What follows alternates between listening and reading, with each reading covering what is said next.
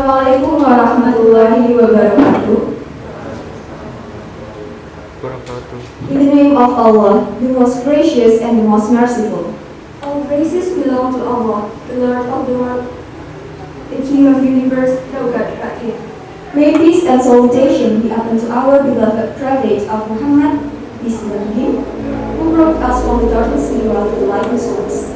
May peace and safety be upon to his family, companion, and those who followed his steps to spread out the ideology of Islam until the end of the world, the day of judgment, the day of hereafter. Yang terhormat, Dr. Andes Sodiwanto MM selaku Kepala SMA Negeri 1 Genteng. Yang kami hormati Bapak Ibu Dewan Guru, Pembina, beserta staf dan karyawan SMA Negeri 1 Genteng. Dan tak lupa pula, kakak dan adik kelas serta teman seperjuangan yang kami banggakan. Perkenalkan, saya Bunga Melati Baik Hati. Dan saya Erlin Nandira Dewanto.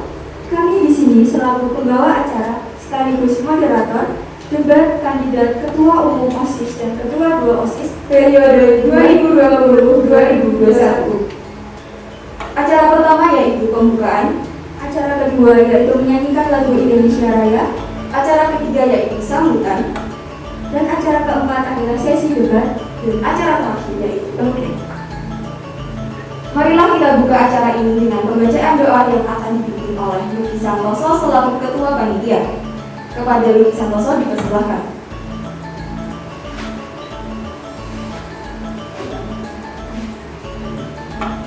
Assalamualaikum warahmatullahi wabarakatuh. Alhamdulillah rabbil alamin wassalatu wassalamu ala rasulillah wa ala alihi wasallam. Sebelum kita mulai acara pada ini, mari kita berdoa agar acara pada ini berjalan lancar. Al-Fatihah.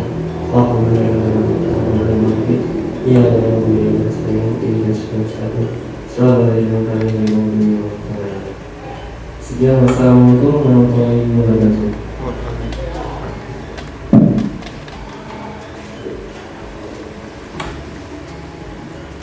Memasuki acara kedua yaitu menyanyikan lagu Indonesia Raya. Hadirin dipersilakan untuk berdiri.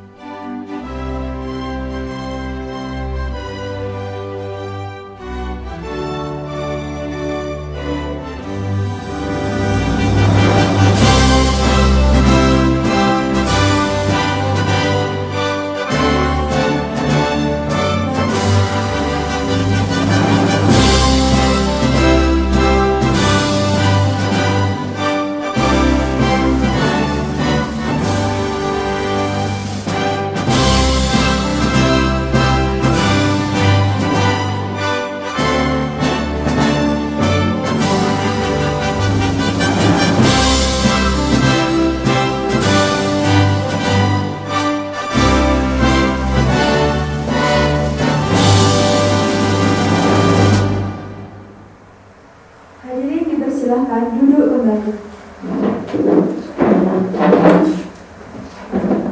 Acara selanjutnya adalah sambutan yang disampaikan oleh Dr. Andes Rodiwanto MM selaku Kepala SMA Negeri 1 Genteng. Kepada Bapak Rodiwanto dipersilahkan.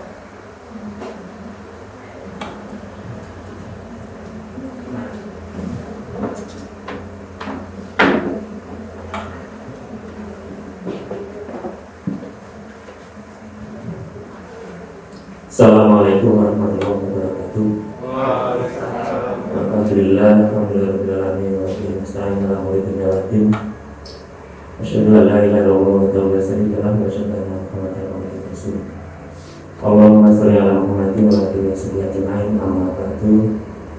Kepada Bapak Ibu guru yang saya hormati serta anak-anakku pengurus OSIS periode 2019-2020 yang kami banggakan dan yang saya cintai, kita panjatkan syukur alhamdulillah kepada Allah SWT pada hari ini, hari Kamis tanggal 17 September, kalian bisa mengadakan pemilihan ketua OSIS periode 2020-2021. Kami atas nama lembaga SMA Negeri 1 Benteng mengucapkan banyak terima kasih kepada kalian semuanya, karena tanpa kerja keras dari kalian kegiatan ini tidak bisa berjalan dengan baik.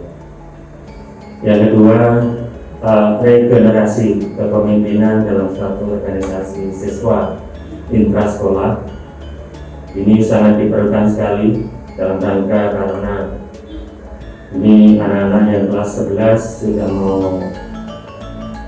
sudah ke kelas 12 dan sudah melaksanakan kegiatan proses pembelajarannya.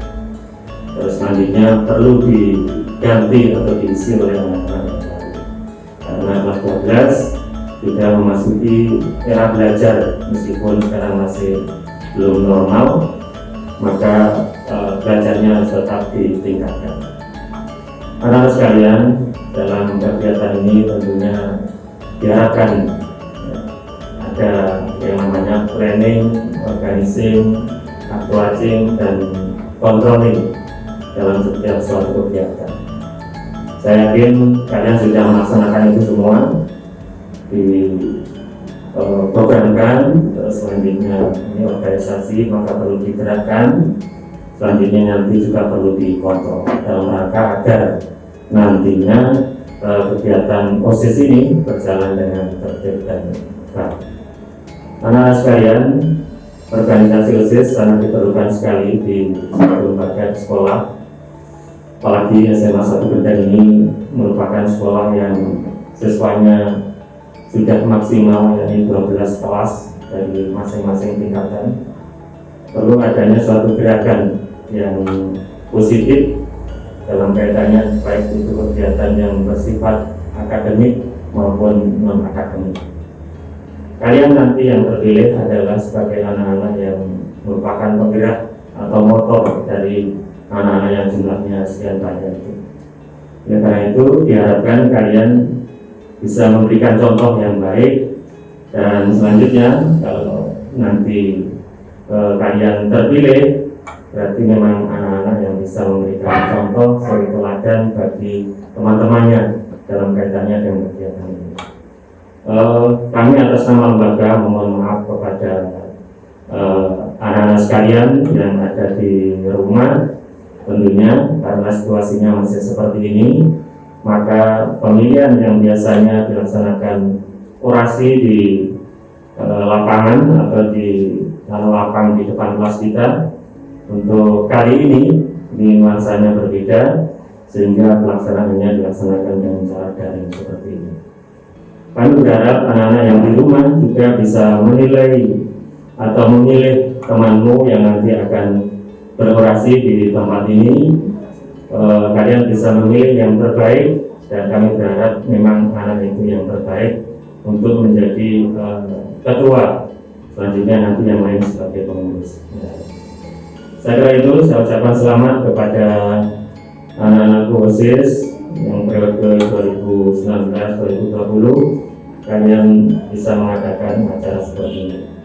Oleh karena itu, atas nama lembaga, sekali lagi terima kasih. Mari acara ini kita buka bersama-sama dengan bacaan basmalah. Bismillahirrahmanirrahim. Semoga lancar semuanya.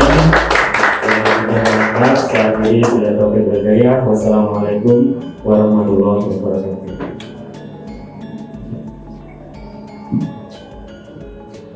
Kepada Dr. Andes Rodiwanto disampaikan terima kasih. Acara selanjutnya adalah sesi debat. Sebelumnya, mari Selanjutnya kita sambut para kandidat Ketua Umum OSIS periode 2020-2021. Kandidat nomor urut 1, Azra Makna Aulia.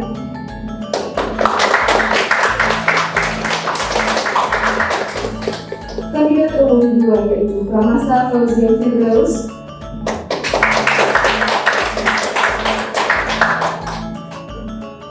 Dan kandidat nomor urut 3 atas nama Lilis Widianti.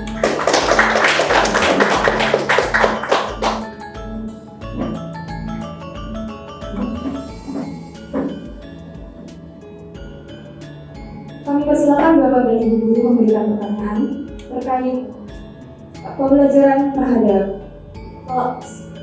sekolah online. Dipersilakan.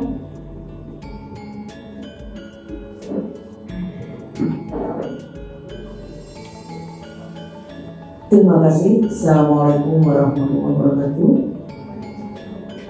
Anak-anakku semua, khususnya untuk kandidat, hari ini saya mewakili Dewan Guru untuk memberikan pertanyaan yang nanti akan dijawab oleh kandidat OSIS periode 2021. Temanya tentang pembelajaran di pandemi COVID-19 ini. Anak semua, tentu saja kalian bisa merasakan perubahan yang sangat luar biasa pada pembelajaran kita yang awalnya kemarin luring, sekarang menjadi daring. Tentu di sini ada kelebihan dan kekurangannya. Jadi kalian memberikan satu masukan kepada kita, karena selama ini di arus bawah kita ke anak-anak itu apa yang kita berikan kepada anak-anak sebagai guru itu kita kurang banyak masukan tentang efektif atau tidaknya pembelajaran ini, dan positif dan negatifnya dari atau kelebihan dan kekurangan dari kegiatan daring ini, sehingga nanti akan kami selaku guru ini menjadi suatu pemikiran untuk bagaimana kita bisa memenuhi apa yang menjadi harapan dari anak-anak. Tentu saja di kegiatan daring ini karena waktunya kita tidak bisa tahu sampai kapan. Sementara ini kita sudah luring daring lagi. Tentu kalian yang tahu di lapangan seperti apa. Yang pertama, boleh sampai dua. Selanjutnya anak-anakku, begini.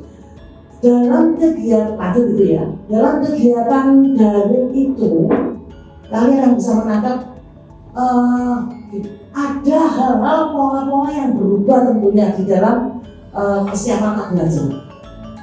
Karakter yang berubah, di mana karakter semangsa yang sudah ditanamkan sedemikian rupa di semangsa saat kita normal, tapi ketika kita dalam keadaan abnormal itu ada pola-pola yang berubah. Saya ingin kalian sesuai realitas pola apa yang sudah berubah pada siswa yang terjadi ketika kita pembelajaran.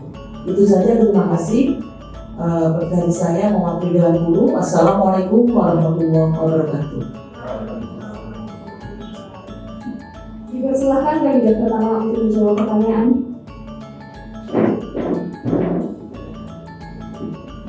Sebelumnya terima kasih Bu atas pertanyaannya. Buat masukan efektif atau tidaknya pembelajaran ini, buat kami para siswa di lapangan pasti merasakan tidak efektif sama sekali. Karena yang pertama dari jaringan tersendiri, jaringan internet. Yang kedua, tidak fokusnya anak-anak terhadap pembelajaran. Dan yang ketiga, anak-anak pasti kebanyakan rebahan daripada untuk melakukan pembelajaran sendiri. Nah, buat kira-kira ada masukan dari anak-anak itu seperti itu. Kenapa? Kok buat dibuat kelompok belajar aja, itu ada yang bilang seperti itu. Tetapi dari sebagian murid juga dibuat kelompok belajar, mereka nggak mau. Soalnya orang tua dari beberapa anak-anak melarang. seperti itu. Terus kasihan juga kalau belajar dari rumahnya yang jauh. Kan waktu angkatan Brugen, rumah anak-anak ada yang zonasi dan ada yang enggak. Jadi anak-anak yang rumahnya jauh dan terpencil itu kesulitan. Seperti itu. Buat pola-pola persiapan anak-anak yang belajar itu banyak hal yang berubah. Dari saya sendiri, pagi bangun kadang anak. Kalau normal kan anak-anak pasti mandi, berangkat. Tapi kalau seperti ini anak-anak pagi bangun kadang nggak mandi langsung absen. Kadang juga nggak makan gitu Bu. Terus selain itu dari belajarnya anak-anak lebih mengandalkan tugas-tugas yang dikasih dari guru. Itu belajar tersendiri, anak-anak malas-malasan Bu. Kurang lebihnya dari saya seperti itu. Untuk kandidat pertama disampaikan terima kasih. Selanjutnya, kandidat kedua dipersilakan untuk memberikan tanggapan.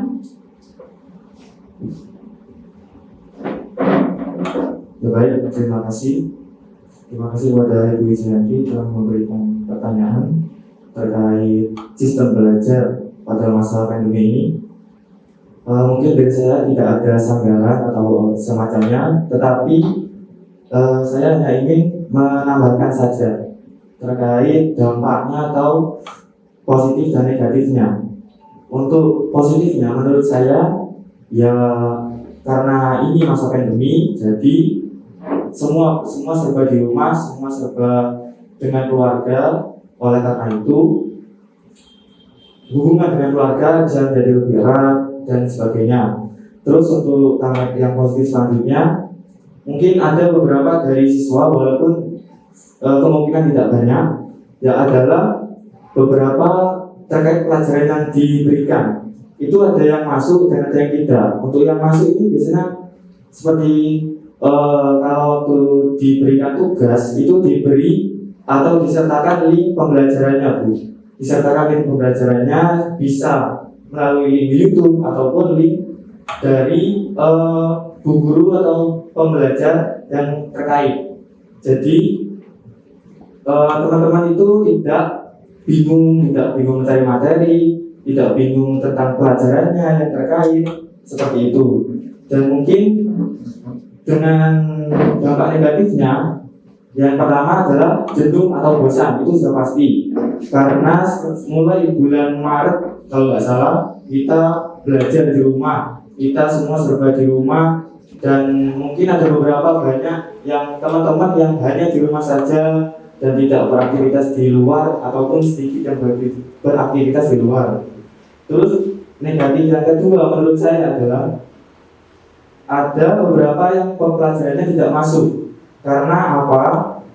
Karena biasanya walaupun ini tidak semua, ada yang memberikan tugas tetapi tidak menyertakan link materi ataupun menerangkannya. Jadi ada beberapa yang hanya menyertakan tugas saja Bu. Jadi kan teman-teman itu kayak ini bagaimana mengerjakannya, ini bagaimana menyelesaikannya. Jadi harapannya menurut saya untuk kedepannya harapan saya dari teman-teman juga semua yang diberikan di mungkin classroom atau lewat WA itu mohon untuk disertakan pembelajarannya ataupun materi ataupun yang lebih penting yang bisa diterangkan bisa diterangkan lewat video guru yang bersangkutan memvideo saat menerangkan ataupun lewat link video dari YouTube seperti itu. Terus untuk yang negatif yang kedua, ini ada beberapa kan setiap pelajaran itu sudah ada waktu, sudah ada jamnya, sudah ada harinya tersendiri. Tetapi ada beberapa yang mungkin memberikan tugas itu di luar jamnya Bu. Ada yang berbenturan dengan hari yang lain, walaupun sebenarnya hari jamnya pelajaran yang memberikan itu bukan hari itu. Mungkin ada juga yang biasanya memberikannya waktu hari libur atau hari Sabtu Minggu seperti itu. Dan ada yang memberikannya waktu hari itu tetapi dengan tenggat yang tenggatnya itu sebentar dan tenggatnya itu tidak di luar, maksudnya di luar dari jamnya seperti itu. Terus ada juga yang memberikan uangan itu di luar jamnya, terus di luar waktunya. Ya walaupun saya mengerti tujuannya di luar jamnya itu adalah untuk untuk supaya tidak ribet, supaya cara jualnya itu mesisan Bu gitu ya. Mesisan jadi semuanya serentak jadi lebih gampang. Tetapi karena itu kan biasanya Sabtu Minggu itu anak itu kayak kalau ulangannya di bangkai Sabtu Minggu ataupun di luar jamnya itu biasanya malah terkesan malah ini kenapa kok hari ini, kenapa kok tidak jamnya saja, seperti itu Bu. Terus untuk terkait perubahan karakter yang pasti adalah sebagian besar ataupun beberapa itu banyak yang lebih malas karena masih banyak waktu, masih banyak nanti aja lah seperti itu. Terus menunda-nunda juga seperti itu Bu. Mungkin itu saja dari saya. Terima kasih. Baik, disampaikan terima kasih kepada kandidat kedua. Selanjutnya dipersilakan kandidat 3 untuk memberikan sanggahan. Terima kasih. Di sini yang pertama saya akan memberikan sanggahan kepada kandidat yang pertama, Azra. Tadi Azra mengatakan bahwa pembelajaran daring tidak efektif sama sekali. Menurut saya, jika dikatakan tidak efektif sama sekali, itu kurang tepat. Karena dengan adanya pembelajaran daring, itu menjauhkan kita dari wabah yang sekarang.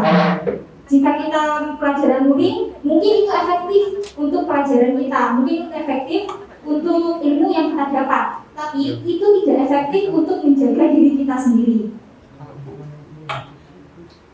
Lalu, untuk kekurangan dan kelebihan pembelajaran daring, menurut saya, saya menambahkan dari teman-teman, kelebihan yang paling saya rasakan adalah kita dapat merasakan kesan baru dari pelajaran ini. Kita mendapatkan pengalaman baru di mana kita sangat bebas mengeksplor ilmu yang kita dapat karena kita memiliki keefisienan waktu, di mana kita yang memanage waktu itu untuk mengerjakan tugas. Biasanya kita di dalam kelas, satu anak mengerjakan tugas itu, semua anak mengerjakan tugas yang sama.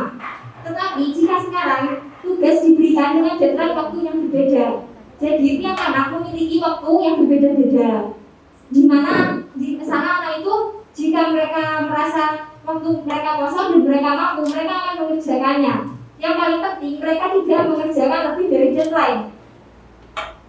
Sedangkan untuk masukan saya kepada Bapak dan Ibu guru dari teman-teman saya untuk pembelajaran daring adalah yang pertama, meminimalisir memberikan video berat untuk menghemat kuota. Karena kita para pelajar ini masih menunggu kuota dari pemerintah dan kita kadang merasa sungkan untuk meminta kepada orang tua kita karena pekerjaan orang tua kita pun terhambat. Yang kedua, materi yang diberikan mohonlah menggunakan kata-kata yang mudah dipahami. Terkadang kita bertanya kepada guru, tapi kan guru yang ngecek DWA-nya itu banyak, jadi kadang tidak terbalas. Sedangkan kita tidak paham materi yang diberikan karena terkadang diberikan materi dalam bentuk PDF file. Sedangkan tidak semua anak bisa langsung paham hanya dengan cara membaca. Yang ketiga adalah memberikan tugas sesuai dengan jadwal pelajarannya. Karena jika memberikan tugas tidak sesuai dengan jadwal, itu akan menyebabkan tugas itu menumpuk. Jika sudah menumpuk, anak-anak bukan jadi semangat, malah justru menjadi malas. Begitu. Sedangkan yang paling terasa kekurangan dari ini adalah sulit fokus. Anak-anak merasa jika ada tugas masih ada waktu, ya udah deh nanti, mesti merasa seperti itu. Mereka tidak ada fokus seperti di kelas. Terus pola-pola yang berubah adalah pola yang amat berubah adalah di mana seharusnya kita di hari pelajaran hari Senin sampai hari Jumat, kalau kita sekolah luring, kita sudah pasti kita menerima pelajaran. Tapi kalau sekolah seperti ini, kita belum tentu tiap hari itu belajar. Ada masanya kita di satu hari kita hanya berdiam diri karena merasa hari itu tidak ada deadline tugas. Itu adalah pola yang paling berubah menurut saya. Sekian, terima kasih. Untuk Anda tiga disampaikan terima kasih. Untuk tambahan, saya tidak ada. Cuma saya mau menambahkan, Bapak Ibu Guru menemani dari pengumpulan tugas. Maka pengumpulan tugas ada yang dikirim lewat media sosial dan ada yang suruh ke sekolah. Nah, kendalanya yang suruh ke sekolah. Satu, yang pertama ada orang tua tidak mengizinkan. Yang kedua, rumah juga terlalu jauh, Pak Bu. Terus, yang ketiga, anak-anak nggak punya transportasi, Bu. Terus, dari jadwal pelajaran yang di luar jam, saya cuma mau menambahkan, kenapa hari libur kok diberi gitu loh, Bu.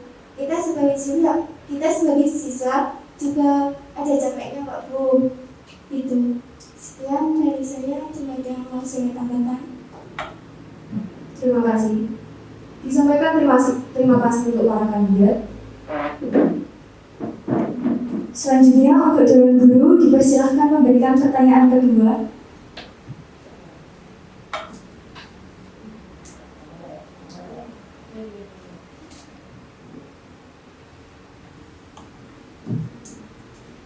Baik, terima kasih. Pertanyaan kedua nanti kita dijawab yes or no ya.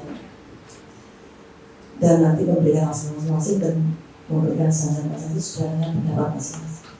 Baik, ini ada wacana ya. Ketika kita sudah berbasis IT, ada wacana pembelajaran sekolah itu akan dilanjutkan dengan sistem daring. Dengan sistem daring ini ternyata ada yang punya wacana untuk ini bagus terus kok sekolah bagaimana nih kok terus sekolah itu pakai daring seperti itu. Mau kalian ini setuju atau tidak? Yes or no? Untuk kandidat 1 jawab aja yes or no. Saya nggak setuju. Yes. Kandidat 2 no. Terima kasih masing-masing memberikan alasannya. Oke, assalamualaikum warahmatullahi wabarakatuh. Disampaikan terima kasih. Selanjutnya untuk kandidat kedua untuk menanggapi.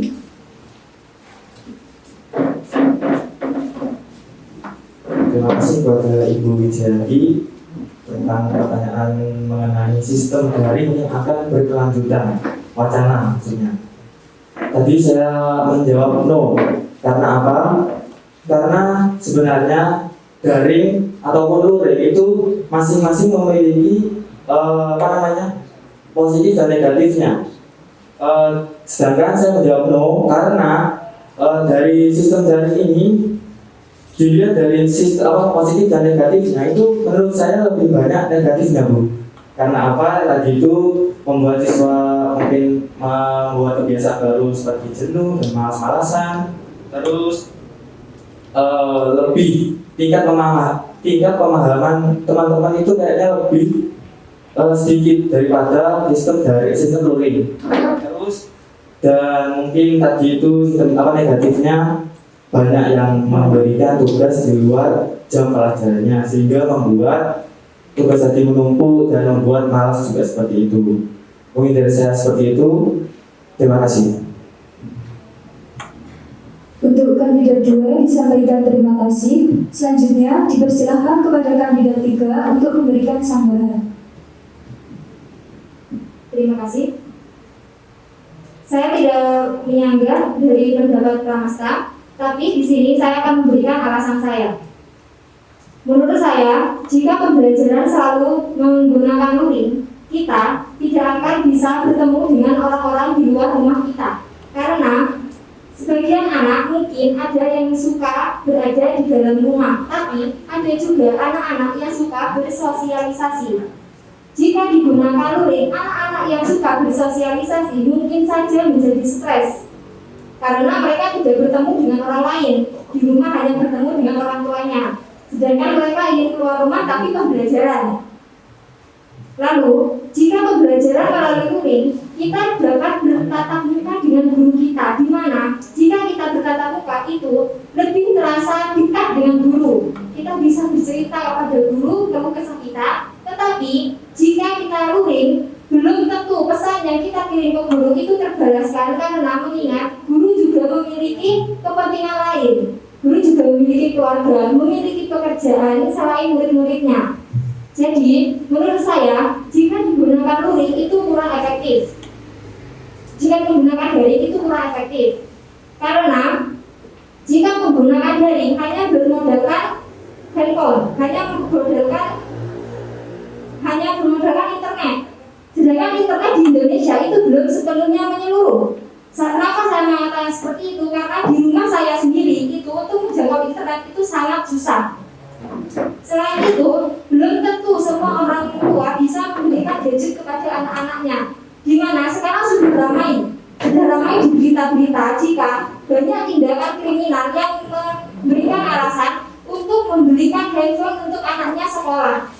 Jadi menurut saya lebih baik jika sekolah luring. Terima kasih. Untuk kandidat 3 disampaikan terima kasih. Selanjutnya tanggapan diberikan kepada kandidat pertama.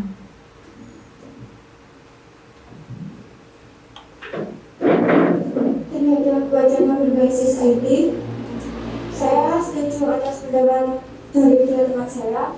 Saya cuma menambahkan, seorang guru itu tidak bisa digantikan oleh teknologi. Dari guru, kita tidak hanya mendapat pendidikan materi, tetapi kita juga mendapatkan pendidikan karakter. Jujur saja, dari pendidikan daring sekitar 6 bulan ini, banyak perubahan sikap, termasuk sikap saya ke orang tua. Yang pertama, saya lebih mendiam. Saya tidak mempedulikan kegiatan apa yang di rumah. Saya cuma mengerjakan tugas. Jadi, pendidikan karakter yang tertanam di rumah dan di sekolah itu pastinya beda. Itu saja pendapat dari saya. Terima kasih.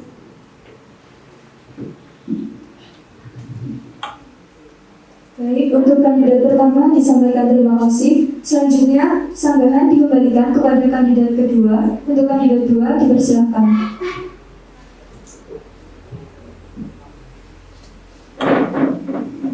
Terima kasih. Di sini saya sebenarnya bukan menanggapi, cuma menanggapi terkait perubahan sikap dari mungkin teman-teman yang di rumah, mungkin lebih pendiam atau semacamnya. Kan kita kan sebenarnya selama 6 bulan kurang lebih ini sudah di rumah, dan sebenarnya secara logika itu harusnya setelah di rumah itu kan kita lebih banyak waktu, lebih banyak tempat untuk bersosialisasi dengan keluarga. Oleh karena itu, untuk saya sendiri sebenarnya dengan adanya sistem pembelajaran di rumah ini, dengan adanya SFH ini, saya sendiri mungkin lebih dekat dengan keluarga. Karena apa? Karena yang sebelumnya saya sendiri mungkin sibuk sekolah atau sibuk berkegiatan dan semacamnya, itu membuat sering pulang sore ataupun pulang tidak pada jam waktunya, sehingga kurang dengan interaksi dengan keluarga. Seperti itu. Jadi kesimpulannya adalah menurut saya tidak semua dampak dari SFH ini adalah tidak semua lebih menjadi pendiam, karena lebih banyak waktu di rumah yang digunakan untuk berinteraksi dan berkegiatan bersama keluarga. Terima kasih. Disampaikan terima kasih. Selanjutnya Dewan Guru dipersilakan memberi pertanyaan kepada kandidat ketiga.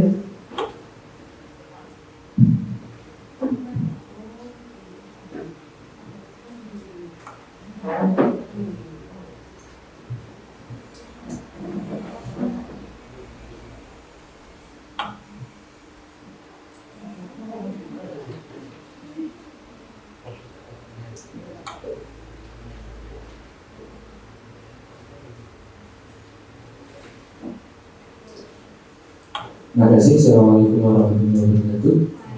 Untuk semua kandidat 1, kandidat 2, dan kandidat 3. Ini kan pandemi ini bisa menjadi sebuah berkah, bisa menjadi sebuah bencana, bisa menjadi sebuah macam-macam lah. Ini tergantung bagaimana manusia itu sendiri menyikapi. Nah, tentunya kita kan tiap hari kan perlu ada ini sih, motivasi. Seorang itu kan tiap hari harus dapat motivasi atau inspirasi. Yang sekarang ini kita tidak lepas dari Andre dari hati. Ide apa kira-kira yang cocok agar di sela-sela belajar beraktivitas dan macam-macam yang seperti didebatkan tadi ini menjadi sebuah motivasi. Sebentar ada motivasi, begitu. Paham ya? Kalau belum paham, silakan mungkin dicari korelasinya dari statement saya. Statement saya, siswa, teman-teman kita semuanya perlu ada motivasi yang bisa melalui handphone. Silakan.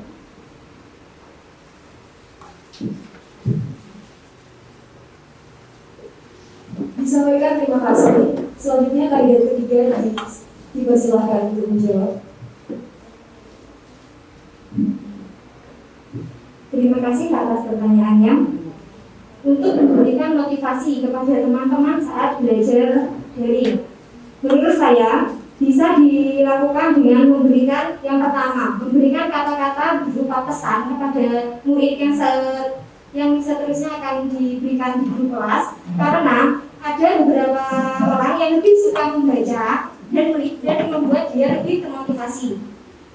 Yang kedua, dengan cara mengirimkan video yang berupa sebuah motivasi untuk kita semua kalau belajar daring juga memiliki berkah tersendiri. Kenapa video? Karena juga ada beberapa murid yang lebih suka melihat dan mendengarkan. Dan yang ketiga, memberikan dalam bentuk audio. Memberikan dalam bentuk audio yaitu kata-kata yang menarik dan juga kata-kata yang memberikan motivasi kepada teman-teman. Dalam bentuk audio karena beberapa anak juga merupakan pendengar yang baik. Jadi di sini saya memberikan 3 masukan yaitu berupa kata-kata, berupa video, dan juga berupa audio. Karena ada 3 jenis anak yaitu anak yang suka membaca, melihat dan mendengarkan. Jadi itu adil untuk mereka. Dan itu bisa diberikan dalam sela-sela pelajaran ataupun seminggu 2-3 kali. Karena jika diberikan tiap hari, bisa saja anak-anak menjadi bosan. Itu menurut saya. Terima kasih. Kepada kandidat ketiga disampaikan terima kasih. Selanjutnya kandidat pertama dipersilahkan untuk memberi sanggahan.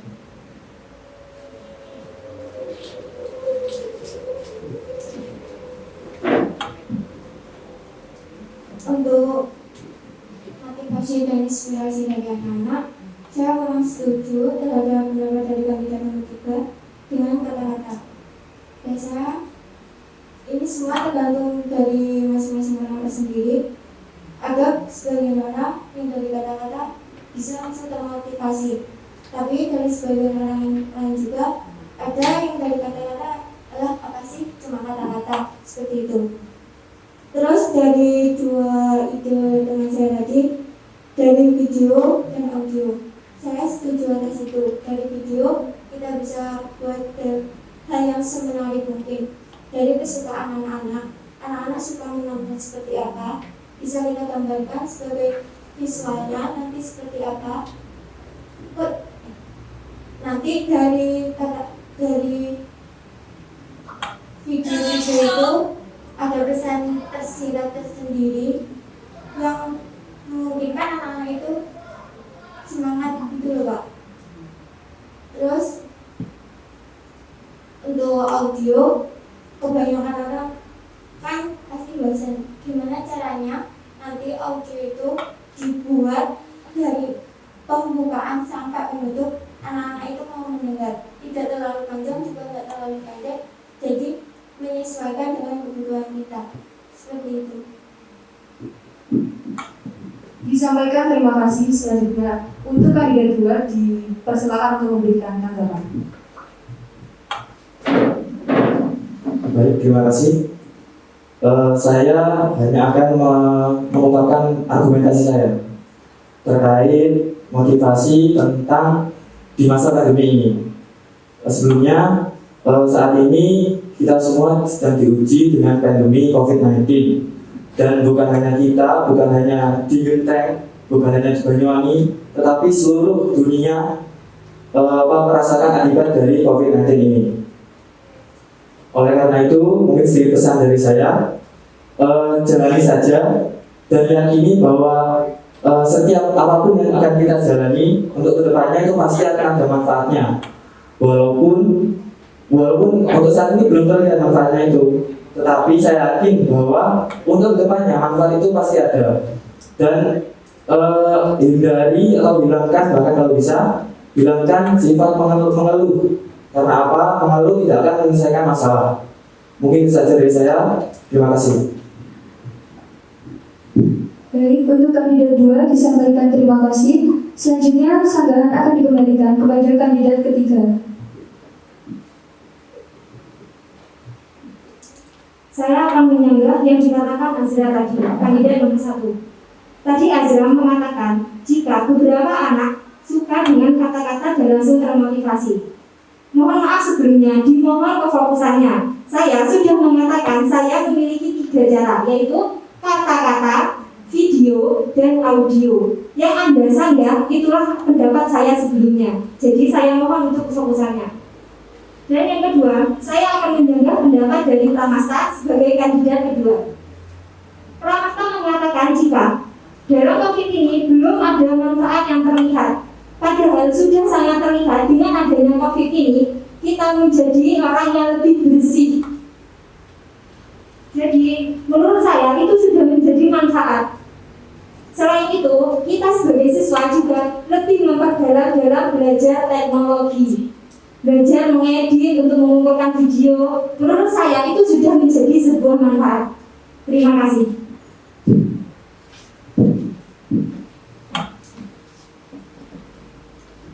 Selanjutnya adalah pembacaan kesimpulan yang akan disampaikan oleh Matulen. Kepada Zari Gavrianti Putri dipersilakan.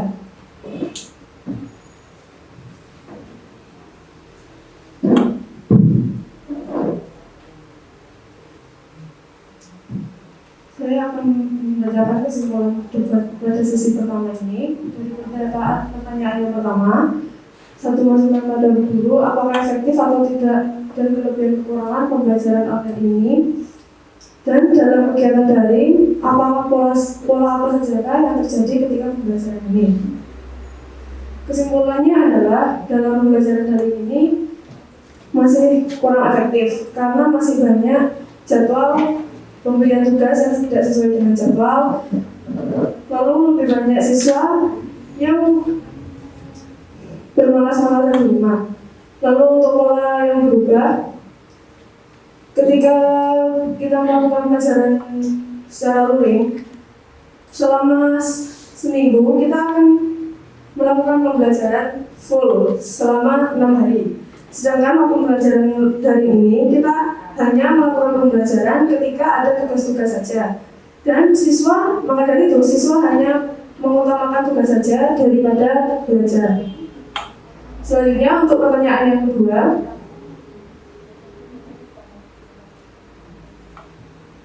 ada sebuah wacana untuk pembelajaran ini akan seterusnya dilakukan melalui daring. Kesimpulannya adalah ketiga kandidat tidak setuju karena pada pembelajaran daring ini masih internet di Indonesia ini masih belum merata. Jadi untuk membagikan materi dan tugasnya pada siswa masih ada kesulitan. Lalu setelah itu, yang pertanyaan ketiga, saat pandemi ini bisa menjadi berkah dan juga menjadi bencana. Sekarang ini kita tidak bisa lepas dari ide apa yang cocok akan menjadi sebuah motivasi. Kesimpulan dari ketiga kandidat adalah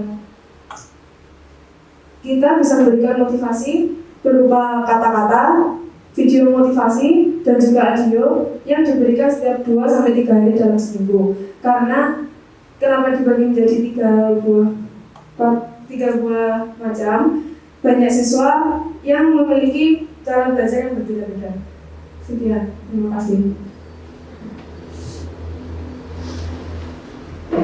Baik, kepada penuturan disampaikan terima kasih. Sebelum menutup debat kandidat Ketua Umum OSIS periode 2020-2021, Dewan Guru dipersilahkan memberikan satu pertanyaan lagi untuk seluruh kandidat. Alat Dewan Guru dipersilahkan memberikan 2 pertanyaan lagi untuk seluruh kandidat. Terima kasih. Berikutnya pertanyaan saya kepada kandidat OSIS. Saya tidak bicara masalah pandemi, tapi ini kepada OSIS, kegiatan OSISnya. Yang pertama, Anda OSIS, untuk di OSIS, posisi Anda dengan MPK ini, partner or rival?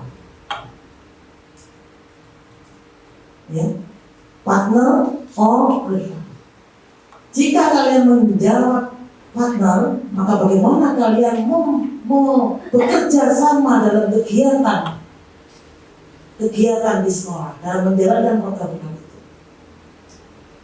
Atau jika kalian rival dengan MPK, maka apa alasan kalian? Jadi bagaimana kalian bisa bekerja sama untuk menjalankan program-program OSIS di sekolah ini? Yang kedua, di OSIS, jika kalian nanti menjadi pengurus OSIS dan menemukan satu tindakan yang itu di luar dari program OSIS, atau itu katakanlah itu menyimpang dari kegiatan OSIS atau program OSIS, atau yang itu tidak diberikan, tidak disetujui oleh pihak sekolah, maka bagaimana Anda menyikapi itu? Terima kasih. Berikutnya akan disambung oleh apa yang saya dulu, atau disambung langsung langsung sambung oleh Bapak Lima. Ya, sudah ditanyakan dari sebelumnya apa yang mau saya tanyakan ke para kandidat oleh Bu Jayanti. Pertanyaannya sama begini, misalkan dalam perjalanan kepengurusan Anda sudah menyiapkan program, tetapi ternyata program itu kurang disetujui oleh sekolah. Program itu kurang disetujui oleh sekolah, kurang disetujui oleh Dewan Guru. Ini ada program, Anda punya program ini, yang mungkin ini sudah program lama, sudah terus-terusan dan kayak menjadi sebuah semacam budaya. Nah, kebijakan apa yang akan Anda putuskan? Terima kasih. Kepada Bapak dan Ibu Guru disampaikan terima kasih. Kandidat pertama silahkan memberikan tanggapan.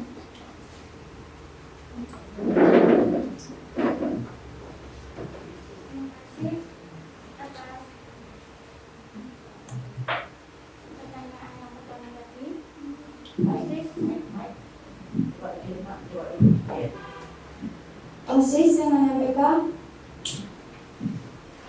itu partner. Nah, dari partner untuk menjalankan program-program tersebut, kita harus membangun sebuah solidaritas yang kuat untuk terjadi yang hebat. Memang dari tahun kemarin ada kesalahpahaman terhadap MPK dan OSIS, tapi bagaimana dengan tahun kita sebagai pengurus OSIS nanti menjadikan MPK partner, mempunyai solidaritas yang bagus agar kerjasama yang kami ciptakan nanti bagus. Terus, nah dari pertanyaan yang terbiarkan yang menyimpang dari sekolah tadi tidak disetujui, pasti di balik itu ada alasan mengapa tidak disetujui. Jika alasan yang tidak disetujui itu tidak logis, kenapa harus diberhentikan program tersebut? Tapi dari alasan Bapak Ibu Guru pasti ada kekurangan dan kelebihannya. Dari kekurangan dan kelebihan, bagaimana pengurus serta pembina dapat menemukan solusi yang tepat atas program-program itu. Sekian dari saya, terima kasih. Baik, disampaikan terima kasih untuk kandidat pertama. Selanjutnya kandidat kedua dipersilakan untuk menjawab pertanyaan pertama. Baik, terima kasih. Yang pertama, saya akan menjawab pertanyaan dari Ibu Wijayanti terkait OSIS dan MPK rival atau partner. Saya jawab partner. Bagaimana caranya?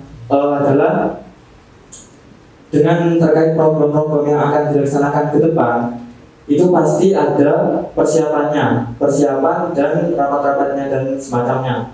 Oleh karena itu, untuk rapat resminya, rapat dengan Bapak Ibu Guru, insya Allah kedepannya akan kami usahakan untuk melibatkan dari MPK.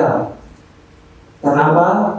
Untuk menjalin kerjasama itu tadi, dan untuk waktu acaranya juga, saya akan mengusahakan, kami dari OSIS akan mengusahakan untuk melibatkan MPK dalam setiap acara.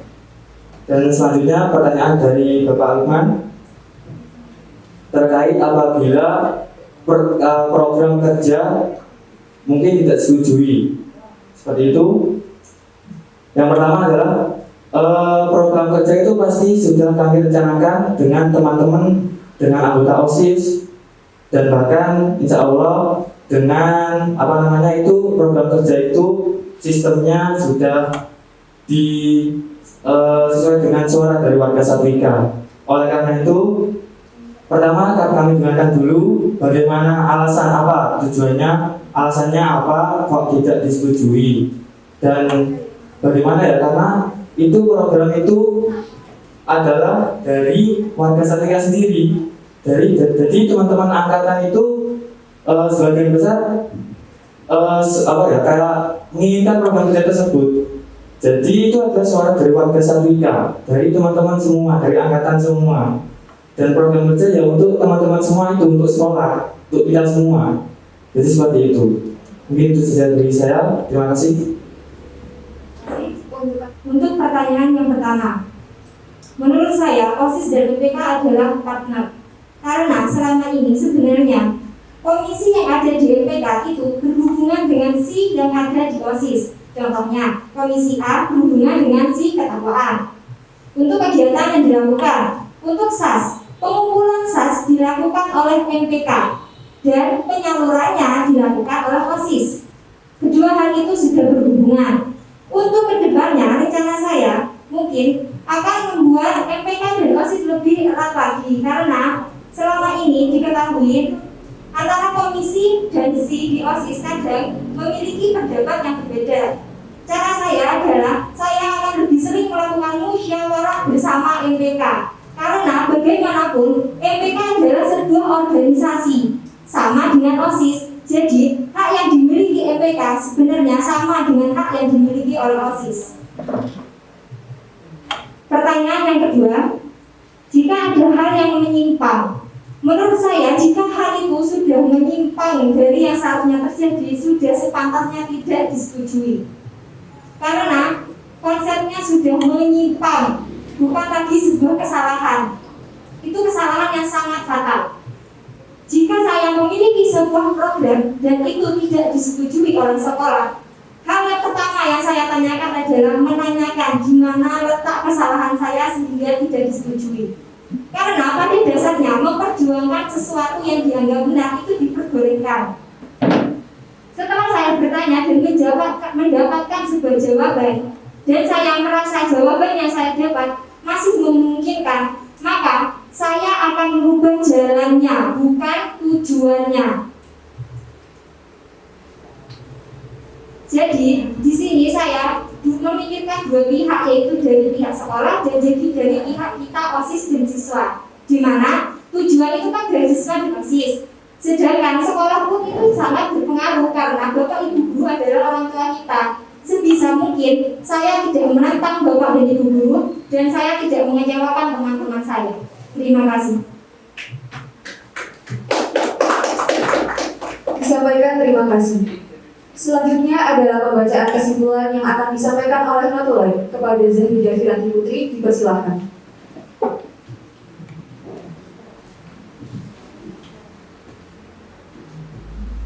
Pertanyaan nomor yang pertama dari Wijay. Posisi Anda dengan MPK adalah partner atau rival? Jika partner, bagaimana caranya bekerja sama? Jika rival, kenapa alasannya? Pertanyaan kedua dari Bapak Lukman. Jika menemukan suatu tindakan yang menyimpang dari proker OSIS atau tidak disetujui oleh pihak sekolah, bagaimana Anda menyikapi hal itu? Jawaban dari kandidat 1, OSIS dan MPK adalah partner. Caranya adalah dengan meningkatkan solidaritas yang kuat.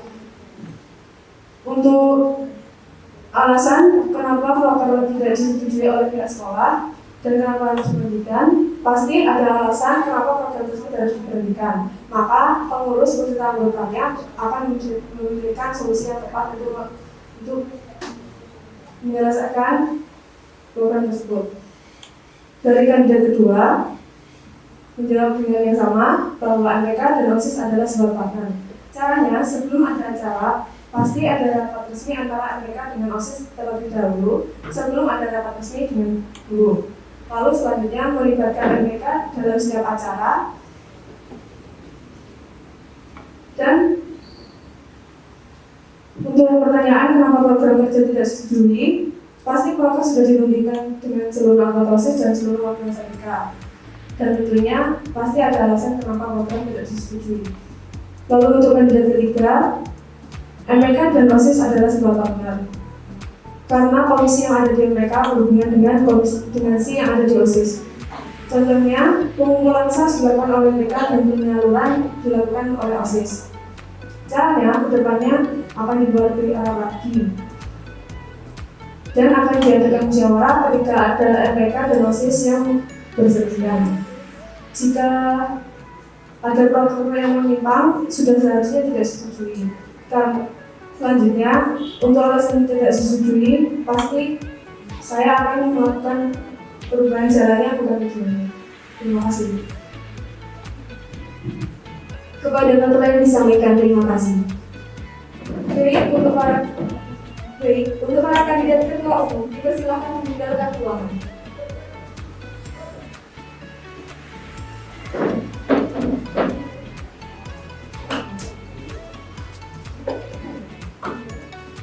Selanjutnya adalah sesi karena panitia akan meninggalkan ruangan kebetulan kandidat ketua 2 OSIS.